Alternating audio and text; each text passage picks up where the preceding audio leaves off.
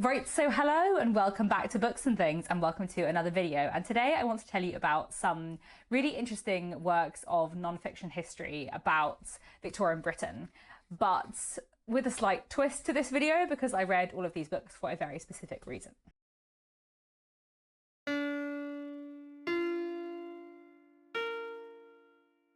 So if you don't know, as well as being someone who loves to read books, I also write books. I write historical fiction, and I have had two novels published, The Secrets of Hartwood Hall and The Trouble with Mrs. Montgomery Hurst.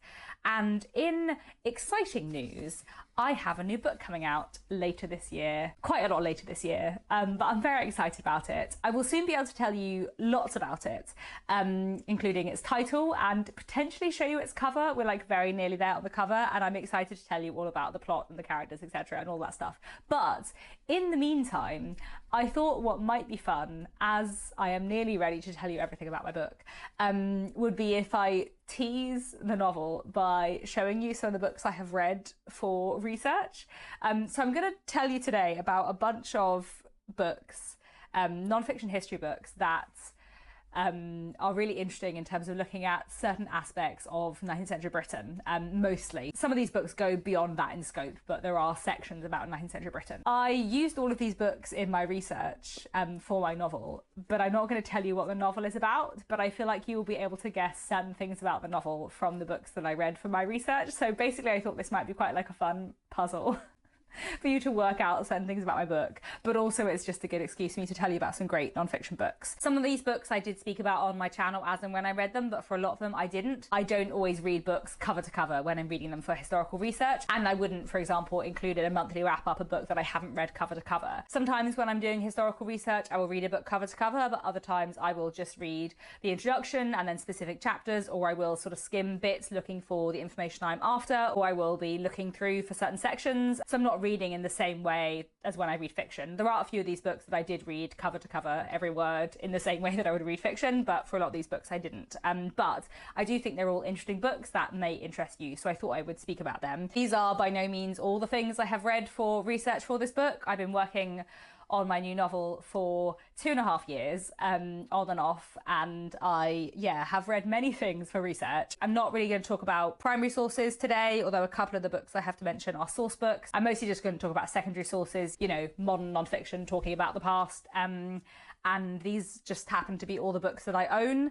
I ended up buying more books than I usually would for research for this book, because during one big section of my research was during the British Library cyber attack. So it was much less easy to use the British Library than normal.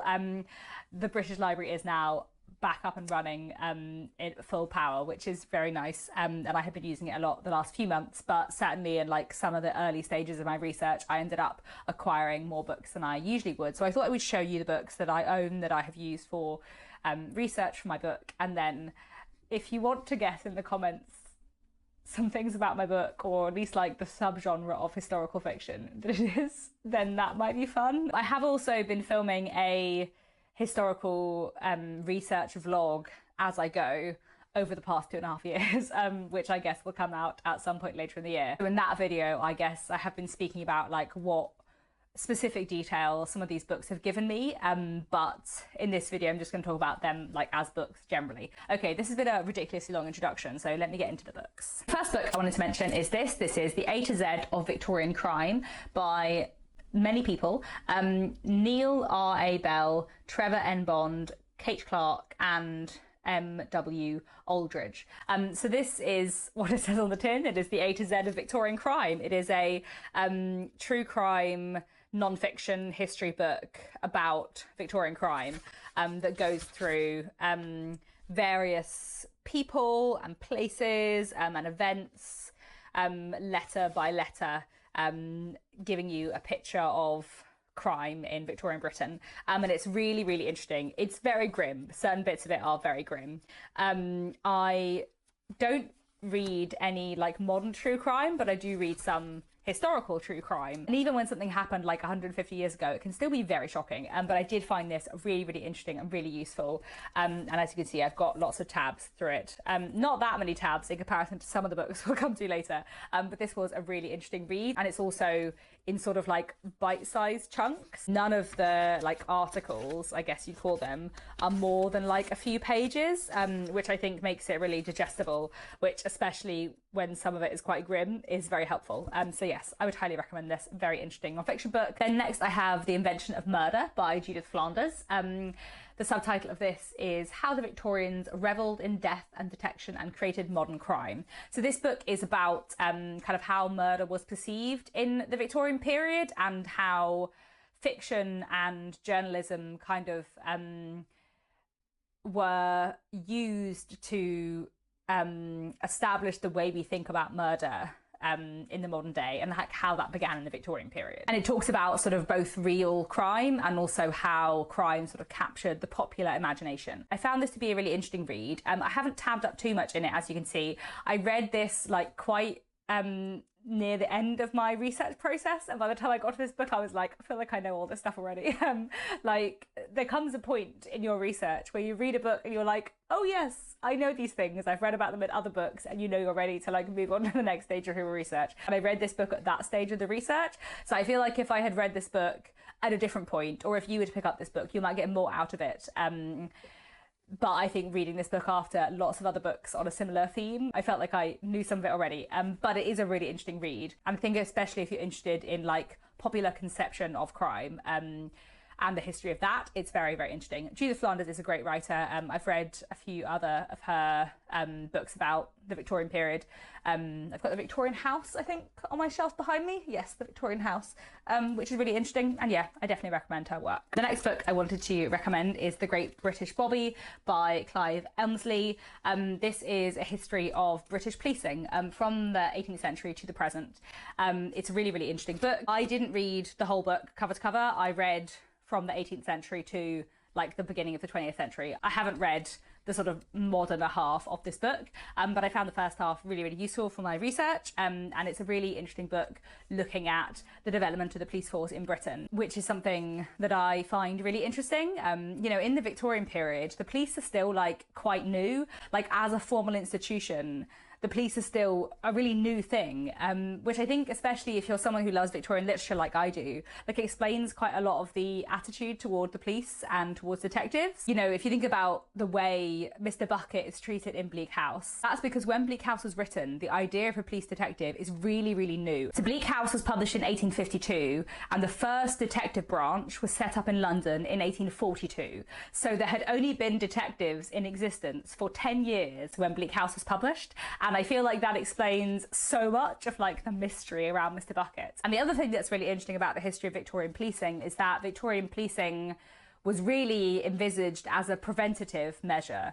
The idea of sort of police forces and local police forces and police being present, being on their beat, being present on the street was all about preventing crime rather than tracing crime. And the development of like the detective branches was quite slow and quite small. I think their first detective branch was something like 8 people. Like in the 1840s, there were 8 detectives and they were all in London and that was all. And I think the history of British policing and the history of detectives was really, really interesting. That's not just all from The Great British Bobby, because I do have some other books about Victorian policing here that I want to recommend. The Great British Bobby is really interesting, and I think especially if you wanted that like longer history of the police force in Britain from the 18th century to the present, then this is really interesting. But I have some more specifically Victorian books to mention next. So this is Victorian Policing by Gaynor Halliday. This covers some of the same ground, of course, as The Great British Bobby, but it is a bit more specific. And I found this really, really helpful. I tabbed this a lot. It has a lot of really interesting information. And I think it's a really interesting book for telling you like how the police force were conceptualized in the Victorian period and what their purpose was seen to be. Then I have 2 books on a similar theme from the Shire Library. Here is The Victorian Policeman by Simon Dell and The Victorian Detective by Alan Moss and Keith Skinner. So the Shire Library are a really great non-fiction publisher who I really, really love. And I think if you are someone who writes historical fiction, or if you have like really specific historical interests, then look at the Shire Library, because they're really great for publishing really tiny non-fiction books that are on really, really specific issues, and I find them really, really helpful. One of their books I read for research for The Secrets of Hartwood Hall was a book called Victorian and Edwardian Somerset, which was just about Victorian and Edwardian Somerset with lots of photographs, and they're just really great for like really specific research. So I first read The Victorian Policeman, and then I was like, this is not quite what I'm looking for. I know I need to read The Victorian Detective. But both of these books are really interesting, like considering how short they are. They do have quite a lot of tabs. And the Shire Library also always have like quite heavily illustrated books, so they also have sort of primary source images and pictures, which I always find really, really helpful. Because in the Victorian period, like literacy was not like super high, a lot of newspapers were illustrated, and therefore there's a lot of like interesting illustrations from the time that you can find in books like this, which I really enjoy. So yes, if you have an interest in this topic, I would highly recommend these two books. I feel like that was getting a little bit niche, but next I have a more like popular interest book, I would say, and that is The Mysterious Case of the Victorian Female Detective by Sarah Lodge. This I have spoken about on my channel because I read this pretty recently, and I did read it cover to cover, and I found it a really interesting read, and I think many of you probably would too, because it's quite an interesting topic. This looks at the role of women in solving crimes in the Victorian period. So the first chapter is about women like involved in the police force in one way or another, because a lot of women were involved in the police force in the Victorian era, even though they weren't like officially employed. If you were the wife or the daughter of a policeman, it was basically a given that you would, for example, search women who've been brought in for arrest. And so the first chapter sort of looks at that, and then future chapters look at the idea of the Victorian detective in sort of Victorian journalism and literature and fiction, and also the involvement of women in private inquiry agencies and divorce courts and things like that. And it's just a really interesting book. So I would definitely recommend this one as an interesting read. You can see I've tabbed it many times. And this was one of those books where I read it and I was like, this is both very helpful for my current book, but also I feel like this has given me many ideas for future books. So yes, what a great book. One book I reread during my research for my new novel is this. This is The Suspicions of Mr. Witcher by Kate Summerscale, the subtitle of which is The Murder at Road Hill House. So I first read this years ago, but I reread it whenever it was that I reread it, like 2 years ago, for my current project. And this is a really, really interesting true crime history book about a murder of a small child that took place at Road Hill House, and the investigation by Mr. Witcher, the detective. And this is such an interesting book, really, really fascinating, really, really pacey. I think if you are someone who doesn't read a lot of non-fiction, you will still really, really enjoy this. And it was definitely like one of the first non-fiction books I read when I first read it that I actually loved.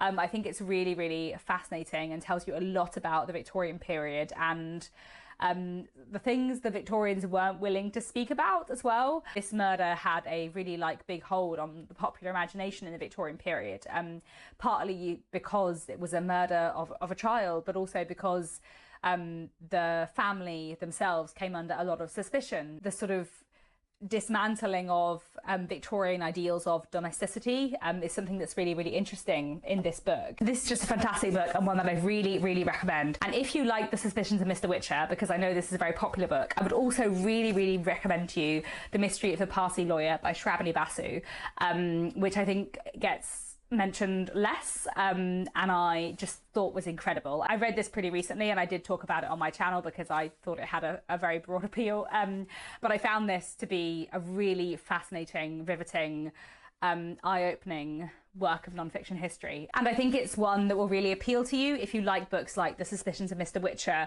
or The Five by Hallie Rubenhall, because it's one of those books that uses a particular case from the past to examine a time period in more detail. So this book looks at Victorian and Edwardian Britain and at a miscarriage of justice that took place in Edwardian Britain, where a young man called George Edelgy was wrongfully convicted for the mutilation of animals in his neighbourhood, despite overwhelming evidence that he had not committed the crime. George Edelgy's mother was English and his father was Indian, and basically he was convicted wrongly because of the racism of the British police and the British press. And this book is absolutely fascinating in terms of what it tells you about the British legal system and police system in the Victorian and Edwardian period. And what this book looks at is George Eagledee's life, the harassment that his family experienced, and the miscarriage of justice that took place, and also later his campaign for justice, which ended up being spearheaded by Sir Arthur Conan Doyle. And is just absolutely fascinating. So I would just highly recommend this book to like absolutely everyone. And this is one of those books where like it's about a specific family and a specific case, but it really shines a light on a part of British history, and a really like vital part. And I think it's a really interesting book, an important book, both in terms of like the history of British racism, which, you know, I think is important to know about if you are in the UK, that history is there, but also a history of anti-racism and a history of fighting against prejudice, because so many people were not prejudiced against George Eagledee, and so many people fought for justice for him. And that's also a really important like part of British history. And I know I've spoken about this before in Victorian literature, but I think like, you know, when we look at Victorian literature, when we read books in the Victorian period, often there are things in them that are problematic and that are upsetting as modern readers. But also there were so many people in the Victorian period fighting against their society and criticising their society's prejudices and assumptions. And I always find that like really heartening. And I think The Mystery of the Parsley Lawyer is a book that has that in it, though there are also bits in it that are very, very upsetting. Anyway, I feel like I've spoken about this for like 10 minutes, so maybe I'll move on to the next book, but everyone should read this. If you read one book that I've mentioned in this video, read this. It's amazing. The next book that I want to mention is another really, really interesting non-fiction history book that I read cover to cover. That's this. This is Asians in Britain, 400 Years of History by Rosina Visram. And this book looks at the history of people from South Asia, from the Indian subcontinent, moving to Britain, their lives and the lives of their children and their children's children from sort of 1600, I think, until the present day. I picked this up like looking for the 19th century section, and you can see where all the tabs are in the 19th century section, but I then just went on and read the whole book because I just found it absolutely fascinating. And I think if you loved Black and British by David Olusoga, then this is really, really worth a read too. This has obviously been like published in a less sort of like commercial way, but I found it an approachable book. Like, it's not too academic at all, and it's really, really interesting. And yeah, again, just one of those books that really shines a light on an important part of British history and is just absolutely fascinating. I learned about so many really, really interesting people in this book. This was the book actually where I first heard about the George Eagledee case, and then I went and read more about it because it was fascinating to me. And yeah, would highly, highly recommend this very, very much. Okay, the next book I want to mention is a source book. This is Servant Stories, Life Below Stairs in Their Own Words, 1800 to 1950 by Michelle Higgs. This is a collection of servants' diaries from the 19th century through to the 20th century, and it's really, really interesting. It's always fascinating to read diaries from the Victorian period, and I do love a source book because while I love reading whole diaries and looking for bits and pieces myself of primary sources, and I have done a lot of primary source research for this book, it's also always really interesting to read a book that is a sort of curated collection of sources where things have been picked out with specifically interesting things to say and where there's a bit of context around them. And I found this really, really interesting. This is also published by another publisher who I really like, Pen and Sword, who also published Victorian Policing, actually, that I mentioned earlier. They're another one of those like great non-fiction publishers who publish like really specific history books, which is very helpful if you are someone who likes to do historical research. The next book I want to mention is William Armstrong, Magician of the North by Henrietta Held. This is a biography of William Armstrong, who was a 19th century inventor. He was a really, really interesting figure who was very, very important in the 19th century kind of industrial economy, and also built this amazing house that is now a National Trust property called Cragside, which was the first house to be lit by electricity, like the first use of electric lights on a domestic property in Britain. And it's a fascinating place, and he was a really, really interesting man. And I found this biography just, yeah, really, really fascinating. You can tell I've tabbed it a lot. The next book I wanted to mention is this. This is Inventing the 19th Century, The Great Age of Victorian Invention by Stephen Van Dulken. And this is a book all about technological innovation and invention in the 19th century, which I found really, really interesting. Again, I've got lots of tabs in it. This basically goes through like invention by invention talking about inventions and how they sort of worked and how they changed the 19th century. And there are a lot of really, really fascinating ones in here. I really like the format of this book, that it's sort of just like one page per invention, and it tells you a lot about the development of science in the Victorian period. On a very similar note is this. This is The Ingenious Victorians, Weird and Wonderful Ideas from the Age of Innovation by John Wade. This is another really interesting book about invention and science and engineering during the Victorian period, talking about some of the strange things that were invented in the Victorian period and some of the ways in which people in the 19th century were kind of, you know, thinking outside the box. And it just talks really interestingly about technological development in the 19th century.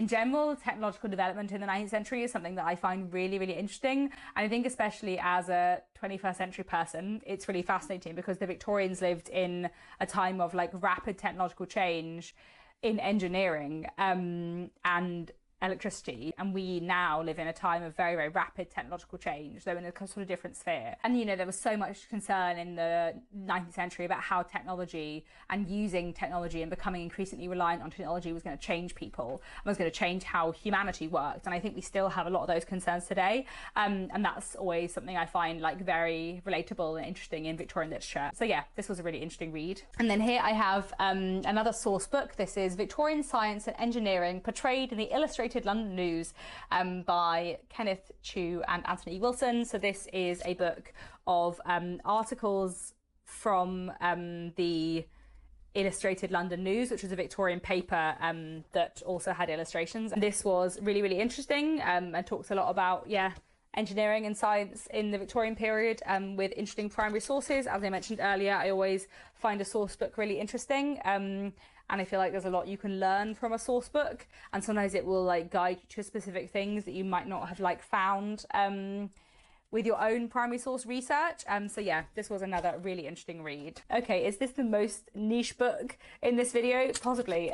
Here I have The History of Electricity and Magnetism by Herbert W. Meyer, which is a book about the history of electricity. Specifically, this book is from like the 70s. Yeah, it's from the 70s. I found it so hard to find a history of electricity, but this was fascinating.